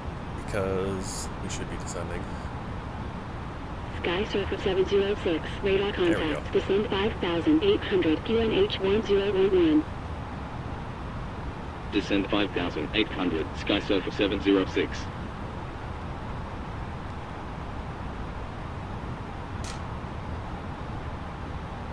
Alright, LS button on, engine mode selector normal, auto brakes medium, altimeter set, minimums set, TCAS set, approach phase not yet.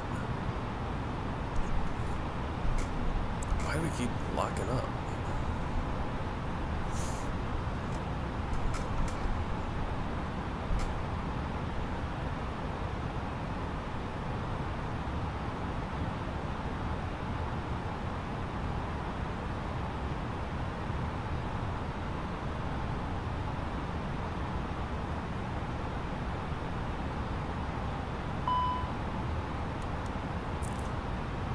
Yeah, the reason I don't like it, because you go in and then you have to do that loop, and the loop gets all weird, and the plane doesn't do it very well. In fact, what happens is it usually skips, and then we're in real trouble. 1,000 to go. Oh well. Probably fly it in manually when it's all said and done.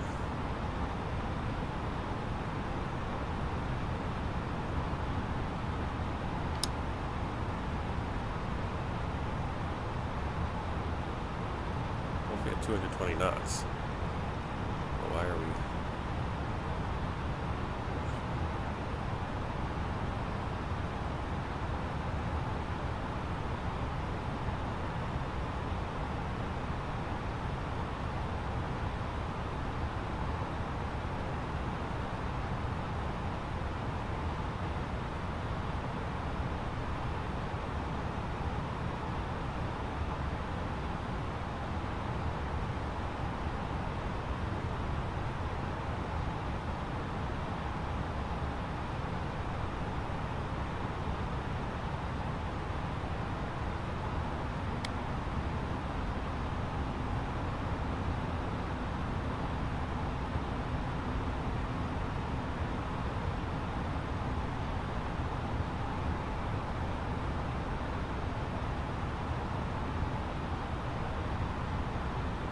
SkySurfer 706, turn left heading 300, continue descent 3,000. Left heading 300, continue descent 3000, SkySurfer 706.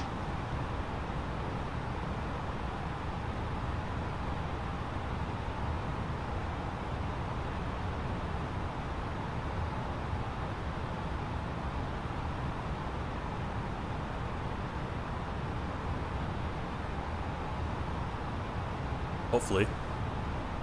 Glad it's relaxing for you. Sometimes not so relaxing up here. Alright, we gotta get down to 185.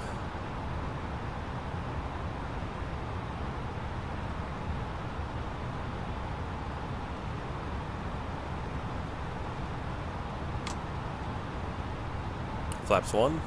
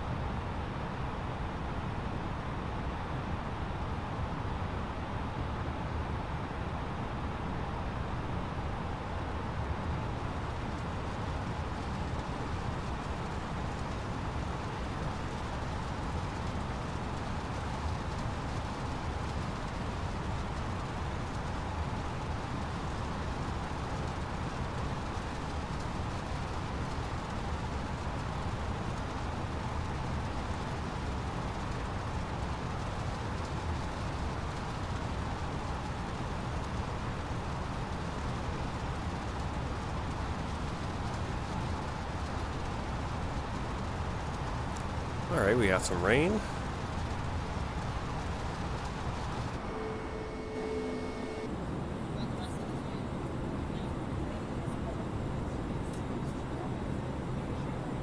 $1,000 to go.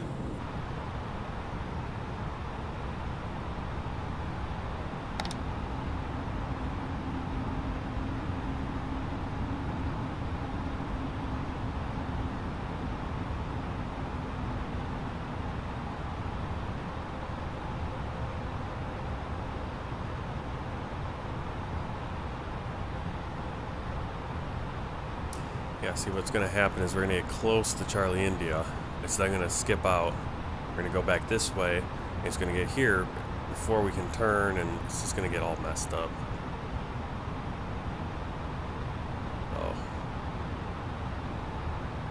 We'll have to be fast on our feet here because it gets a little wonky. 271 is going to be our final course. So if we have any issues.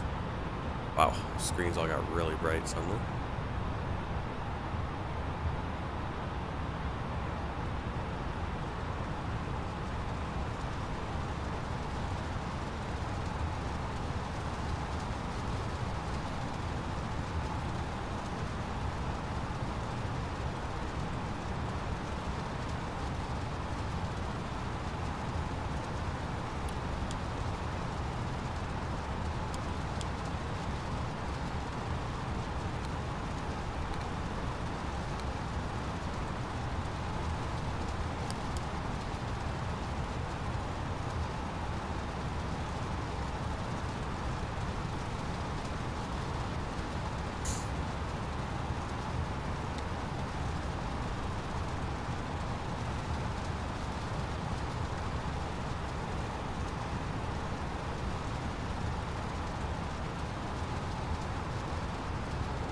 Approach checklist. Briefing. Confirmed. ECAM status. Checked. Seat belts. On. Baro ref. 1011. Set. 1011. Set. Minimum. 320 feet set. SKYSURFER 706. Turn right heading 105. Set. Engine Right mode heading selector. 105. SKYSURFER 706. I-542 November. Radar contact. Fly heading 170. Continue descent 2,100. QNH There it goes. The 1011. plane starts going where it wants to go as opposed to going the right Fly heading direction. 170. Continue descent 2,100. I-482 November. Alright, 105. What do we have? Engine mode selector, normal. Set and checked. Normal. Approach checklist complete. Alright, now we're going down to 3,000.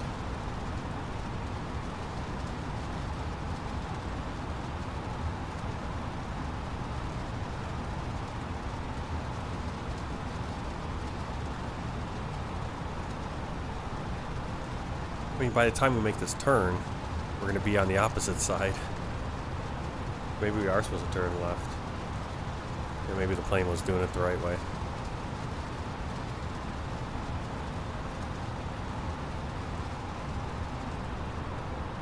It's kind of hard with these where you come in and then you just have to do like this 180 almost, loop out. It's such a weird procedure. I never understand it. You can see already there, it already skipped SKYSURFER Charlie 706. India Turn right 27. heading 135. Not on there anymore. Right heading 135, SKYSURFER 706. Where are you trying? Alright, so now we're going to fly this ourselves, because now it's trying to just turn me right into that path. It's like, we need to actually get down and capture the glide slope, you know? You can't just... Right heading 140, SKYSURFER 706. We need to be like way out there. SKYSURFER 706. Turn right heading 150. One thing I don't Right like heading about going into the 150, VORs. SKYSURFER 706. So yeah, we're not going to do that anymore. Next time we get something like that, we're going to go fly direct. SKYSURFER 'Cause 706. it always runs into this Turn issue right because heading you're too close, and so it's 165. like, oh, you hit that waypoint. It's like, no, I haven't. Right heading 165, SKYSURFER 706. So now it's probably even going to lose this one, so we're not even going to have the ILS very well. SKYSURFER Just fly it 706. all Turn right heading 135. manually. Right heading It's all 135, weird. SKYSURFER 706.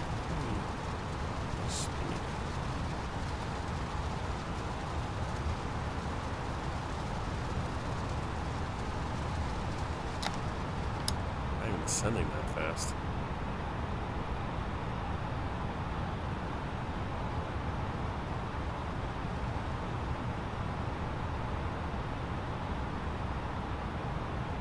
Hey, look. Oh look, we can actually see sky and mountains and oh no. Actually, yeah, we're supposed to turn. We should probably be turning the other. This is why you loop the other direction. Right heading 210, Because SKYSURFER now you got these 706. mountains right in front of us. Yeah. SKYSURFER 706. Turn right heading 220. Right heading 220, SKYSURFER 706.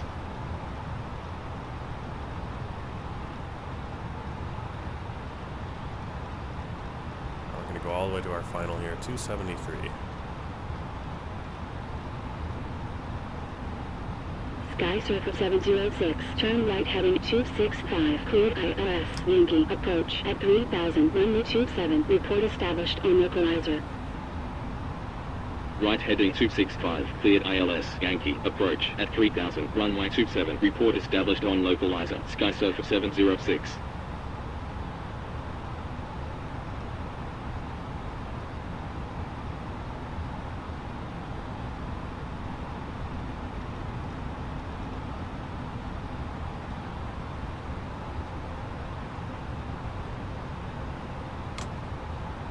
Flaps 3.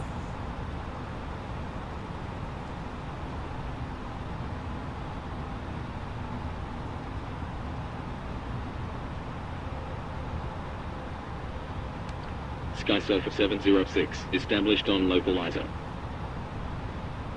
Cochin approach, Right, with we got it up. 990, at flight level 50, descending flight level 40. SKYSURFER 706. Continue approach. Gear down. Continue approach, SKYSURFER 706. SKYSURFER 706. Contact Cochin Tower 118.8. 118.8, SKYSURFER 706. 2,500. Gear down. Radar con. Cochin Tower, SKYSURFER 706, on final, 27. 2,500. Radar altimeter SKYSURFER alive. 706. Wind Flaps 4. 322 degrees at 3 knots. Clear to land 27. Cleared to land, 27, SKYSURFER 706. Oh, flaps full. Sorry about that. Checked. Speed checked. Clear to land. Flaps full.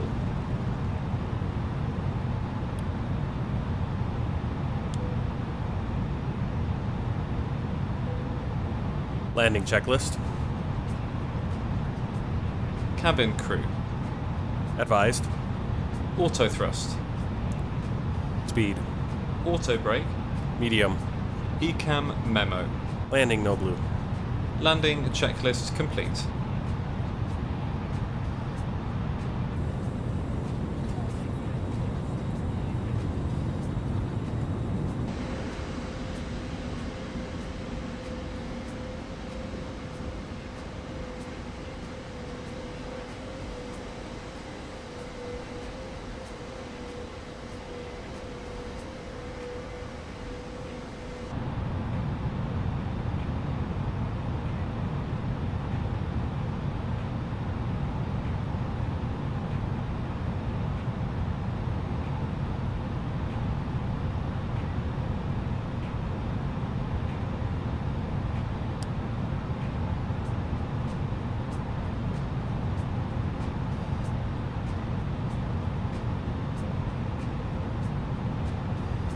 Now, to be honest, I didn't really read the MEDAR on this sheet very well.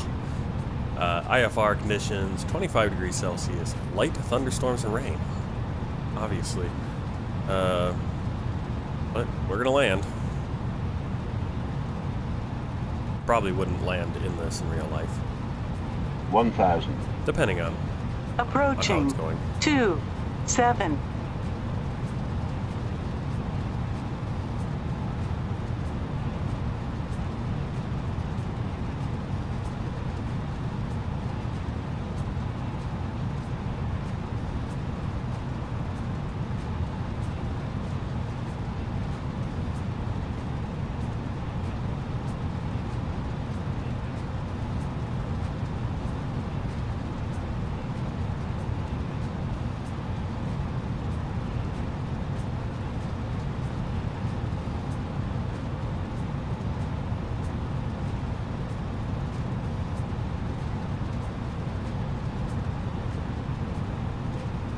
$400.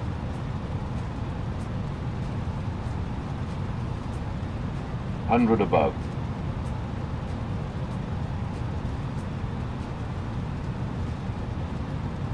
Minimum. Continue. Checked.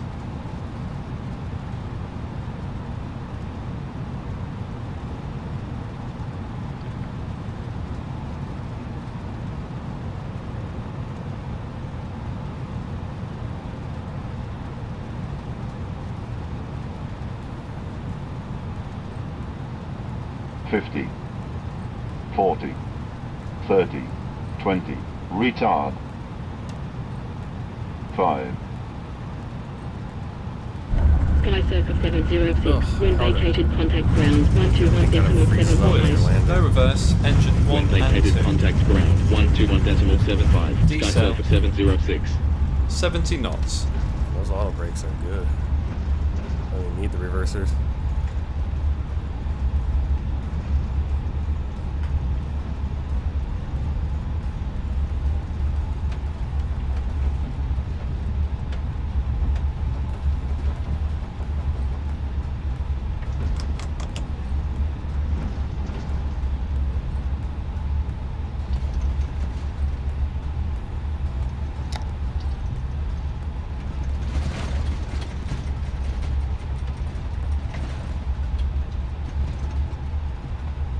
Cochin ground, SKYSURFER 706, runway vacated with Charlie 3. SKYSURFER 706, taxi to gate 6, via Charlie 3, Charlie, Bravo. Taxi to gate 6, via Charlie Yep, 3, just Charlie, landed, Bravo, just landed. SKYSURFER 706.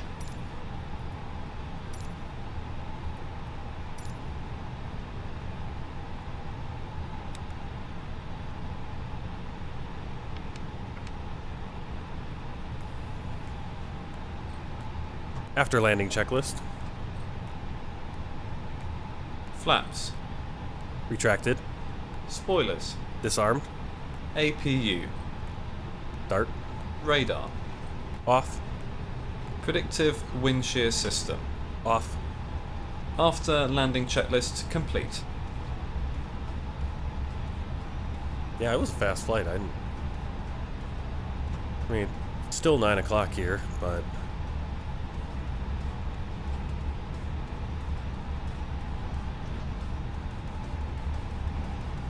Even these fast flights still take 2 hours. A stream still takes 2 hours for a fast flight. Okay, we're looking for 6. We'll turn in here on Bravo.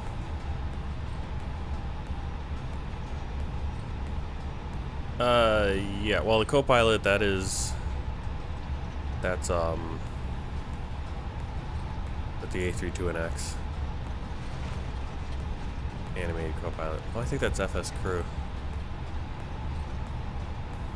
But I have FS Crew, the animated co-pilot. So he will move around and flip switches. He'll also, you know, you tell him to do checklists and stuff, pull out the checklist and all that. Well, pretty cool.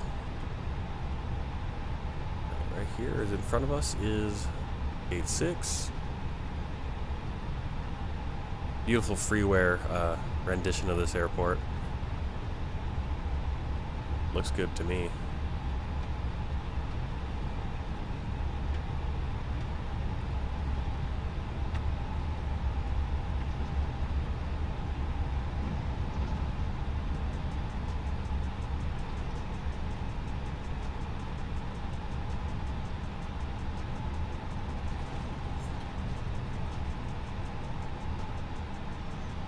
Blinding her.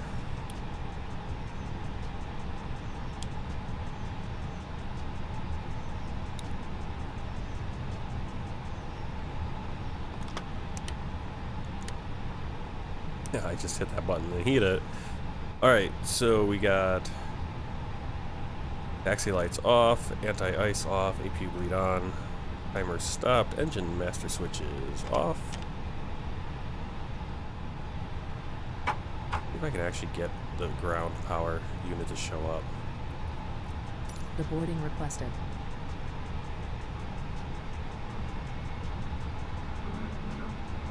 Beacon light off, seatbelt signs off. Got fuel upstairs as well.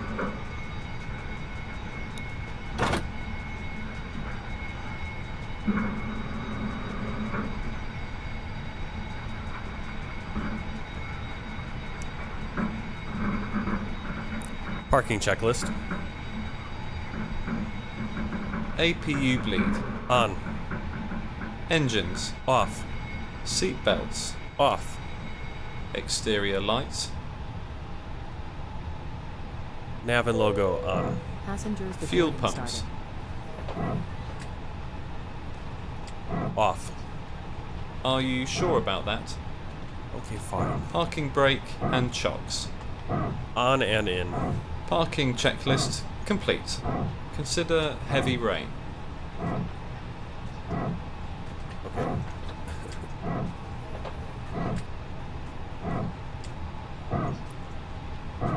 Alright, so passengers start to boarding. You can already see them going there.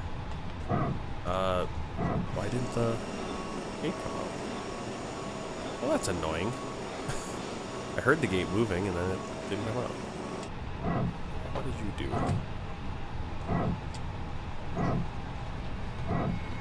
There it is. But now I'm not going to see any passengers coming off. I don't know what I hit then. Why it went away.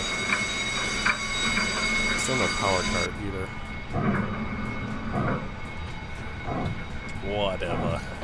Whatever. Alright. Is that a fire alarm? No, that's the gate moving right there. Kind of going into our plane. And then that's the... What is that? The PTU right there?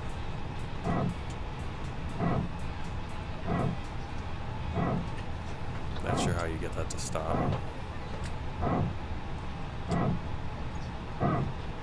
We'll go outside so we don't have to hear it.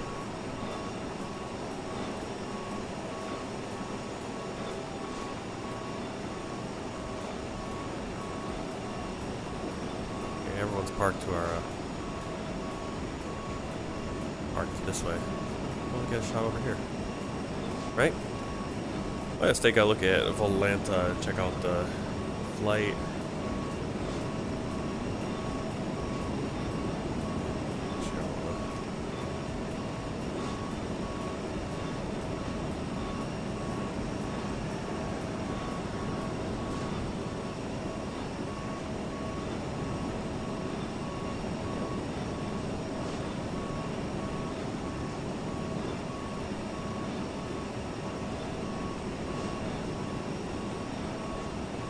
Alright, here we go. Flight itself, but where'd it go? Cochin ground. iFly code There's 82 our November. flight. Runway indicated with Weird Charlie 4. movements. iFly code Wow, 82 Malé. November. Taxi to gate 16. Via Charlie 4. Charlie Echo. Juliet 1.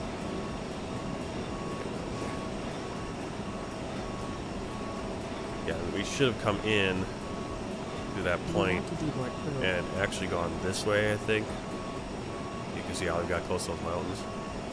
But again, it's weird because you look at the charts always have you come in, boom, and then just do this, like, immediate turn. But it's like, if you turn, which way do you turn? You gotta turn one way to make that move. Crew to boarding starting. Oh well. Anyway, here's our block time, 1 hour 31 minutes. Flight time of 1 hour and 18. Landing rate negative 165. So not bad there. G-force within reasonable range. 472 miles and 2,714 kilograms of fuel burned. So not a really long flight. You are correct about that. And we'll take a look at the world tour map.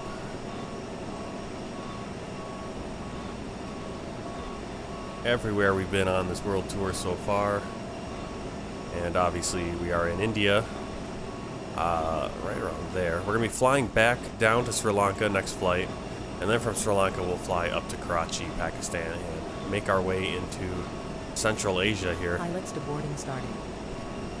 which should be pretty fun. It's always fun to fly in this area because how many people fly in that area? Not many. Not many that I see.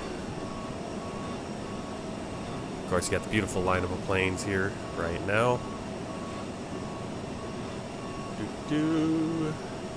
And yeah, that flight we'll be flying. And then get a little bit more information about it. We'll be flying. I think we're in Sri Lankan Airlines, if I'm not mistaken. Yep, we'll be on Sri Lankan Airlines in the Airbus A320. And about an hour flight down to Colombo. And then that flight over to Pakistan, that'll be about 3.5 hours. So we're going to have a short flight and then a long flight.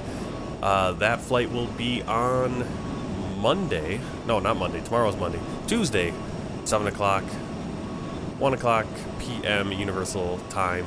If you're on Twitch, you'll see the schedule, tell you when that is. If you're over here on YouTube, it'll put in your localized time as well.